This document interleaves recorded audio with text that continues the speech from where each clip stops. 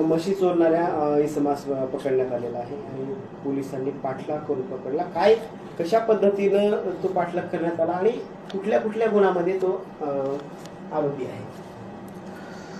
उदगीर ग्रामीण पोलीस स्टेशनला 700/24 हा म्हैस चोरीचा गुन्हा दाखल आहे. आमच्या पोलीस स्टेशनला जवळपास 2024 मध्ये एक 5 गुन्हे म्हैस चोरीचे, जनावर चोरीचे दाखल आहेत. त्या संबंधानं आम्ही आमचे डीबीचे अंमलदार जे आहेत ते माहिती काढत होते आणि त्याप्रमाणे आम्हाला अशोक नावाचा जो 2.5 वर्षापासून सापडलेला नाही असा एक गुन्हेगार आहे, जो सराईत म्हशी चोरणारा आहे, त्याचा आम्ही शोध घेत होतो. गुप्त बातमीदारामार्फत आम्हाला माहिती मिळाली की सदरचा अशोक हा उदगीरच्या रेल्वे स्टेशनवरती आहे आणि त्याबरोबर आम्ही सापळा त्या ठिकाणी रचला.